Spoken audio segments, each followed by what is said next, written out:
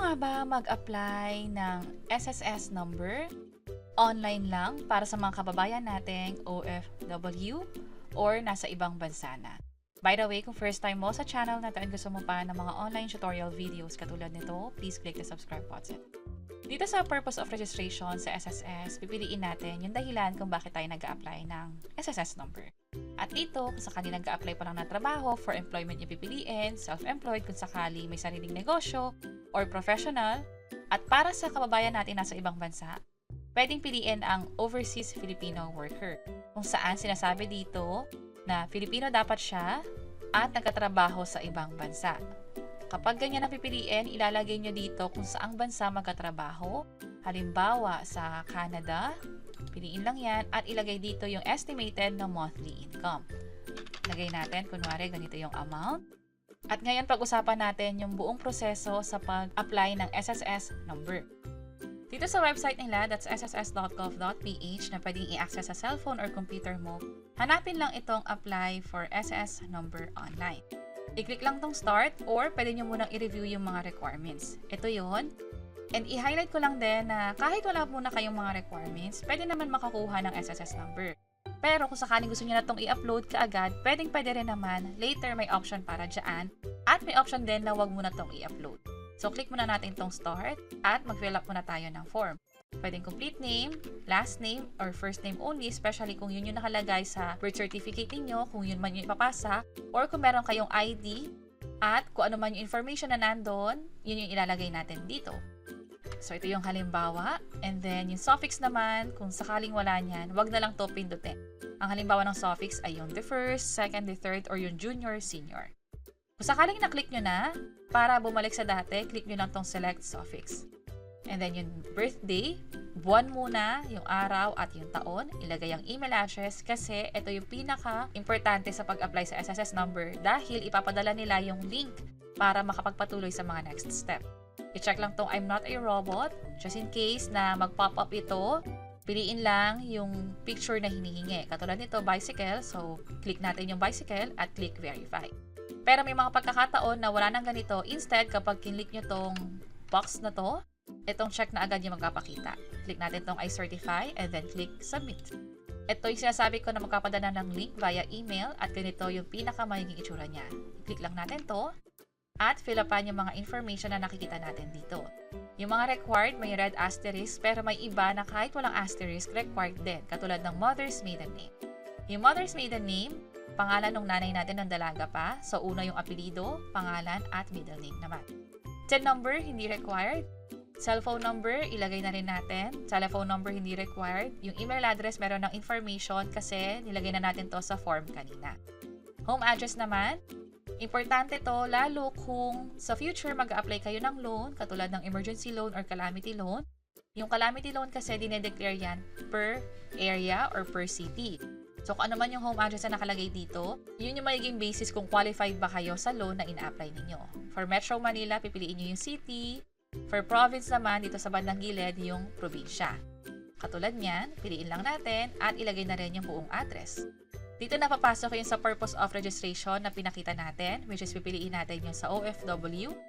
At ito na rin yung country at estimated monthly income. I-click natin tong next. Meron ditong parang warning na kailangan fill upan yung lahat ng information. Mangyayari yan kapag may na-skip tayo katulad nito. Piliin natin yung gender at i-click na ulit sa bandang baba yung next na button. This time, yung marital status, pwedeng married. Kapag married, hihingin yung information about sa asawa, which is sa next page pa naman. Katulad nito. Pero kung single lang pipiliin natin, later on, hindi na required yung spouse details.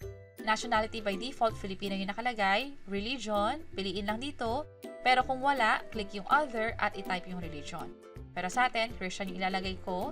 And then place of birth o saan pinanganak, piliin ko Metro Manila or sa province pa. Katulad nito. Click na natin yung next. Mapapansin nyo 40% complete kapag sa next step na 60% complete. So, madali lang siyang gawin. Fill upan lang lahat ng information hanggang sa 100% complete na natin to. Ito yung sinasabi ko na kapag single, hindi na hingin yung spouse details. Although nakalagay siya dito, pero grayed out naman siya, ibig sabihin hindi to na-fill upan. Ito yung part ng beneficiary. So, kanina dineclare yung sa nanay, this time naman yung sa tatay. Kung sakaling walang nakadeclare na tatay sa record mo, especially sa birth certificate or hindi rin kilala, pwedeng i-check itong part na to. Pero kung alam naman, lagay na lang yung info. And then children, kung meron man, ilagay din yung info kasama yung birthday. Pwedeng mag-add ng row kung sakaling higit sa isa yung anak. For beneficiaries other than parents, spouse, or children, ilagay din siya dito. Ibig sabihin nito, sinasabi niyo sa SSS na kung sakali na yung funding nyo ay mapupunta sa beneficiary, meron pa kayong dineclare na iba rito. Yan ay applicable kung sakaling hindi na pwede makakuha yung parents, spouse, or children. Pero by default, ang titinan talaga ng SSS is kung sino man yung family members mo na pwede makakuha ng benefits mo o pwede maging beneficiary mo. Pero just in case na merong kailangan i-declare, ilagay nyo lang dito at andito yung pagpipilian ng relationship na allowed. Kapag okay na, click lang tong next. This time, user ID sa SSS account. Magkakaroon na kasi tayo ng SSS online account. Ito yung SSS website, pwedeng mag-login. Or dito sa bandang baba, merong create my SSS or login. Click natin tong login ulit.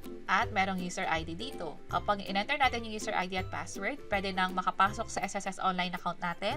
At mula doon, pwede nang ma-access yung mga benefits at yung contribution. Napakahalaga nito dahil karamihan ng mga proseso o yung mga ina-avail natin sa SSS ay online na ginagawa. Tandaan na sa preferred user ID, 8 to 20 characters, una dapat ay alphabet at walang special character maliban na lang sa underscore katulad nito. Height and weight, ilagay na rin.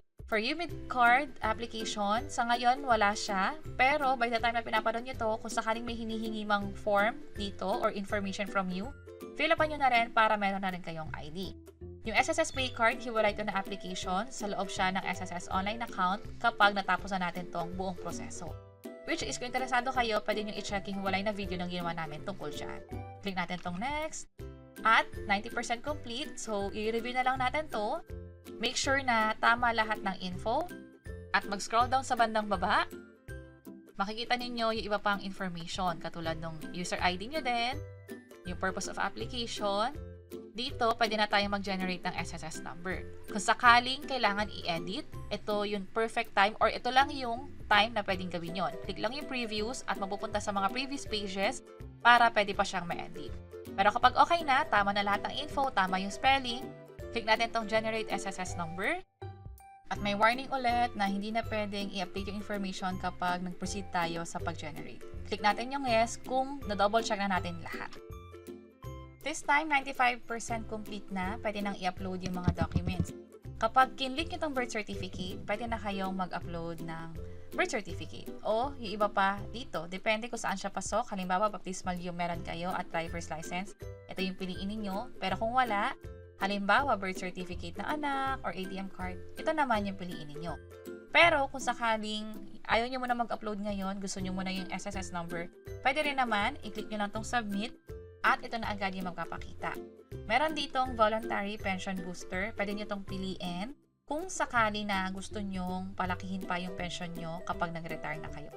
Pero itong proseso na to, pwede naman gawin hiwalay. Pwedeng later on pa, lalo kung gusto nyo pa siyang pag-isipan further, pero ang pinaka-importante this time ay meron na tayong SSS number. Andito yung pangalan, yung SSS number, pwede nyo i-click itong mga link para makuha yung mismong mga document. Itong documents nga pala ay ipapadala din via email. Ito yung isang email na pinadala, scroll down lang kayo, andito siya, so click nyo lang yan. Makikita nyo dito yung SSS number, yung personal information ninyo at yung transaction slip. At hindi pa tayo tapos kasi sa web registration, gagawin na rin natin siya. I-click itong hiwalay na email na pinadala ng SSS, i-click itong link, andito nga pala yung user ID na ginawa natin. At this time, i-confirm na natin to, hihingin muna nila yung 6-digit number ng SSS, yung dulo, bago makapag-set ng password. Ulitin ko lang, yung last 6 number ng SSS number ninyo, yung ilalagay dito, hindi yung buong SSS number. So dito, ang kailangan lang natin is yung huling 6 na numero, i-copy lang yan, at siyang i-type dito. So kapag okay na, click yung proceed. This time, password naman, 2 beses siya i-enter. I suggest na i-click nyo tong show or I na icon para makita nyo kung tama ba yung password natin na type ninyo.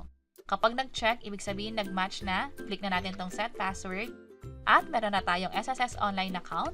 Click natin tong back to login, mag-login gamit yung user ID na ginawa kanina at yung password na kakagawa lang ngayon. I-click yung sign in I-click itong get PIN at i-enter yung code na ipapadala sa phone ninyo.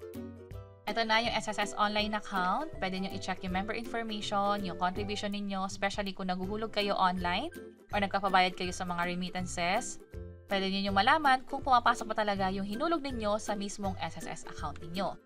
Sa disbursement account naman, halimbawa bangko ninyo, pwede nyong i-enroll yan sa SSS para pa mag-a-apply ng loan or benefits, diretso na siya sa disbursement account or sa bank account na nakalink sa SSS. Pero kung gusto nyo mag-apply ng My SSS card, pwede din isa itong bank account na valid ID pa. At meron din tayong ginawang hiwala na tutorial video tungkol dyan, so pwede nyo nang i-check yung page or channel namin. At yun yung buong proseso, meron na tayong SSS number at meron pa tayong SSS online account. Sana nakatulong tong video na to. Kung oo, pakiclick ang like button at para sa iba't ibang mga tutorial videos, pwede nyo i-check ito nasa baba.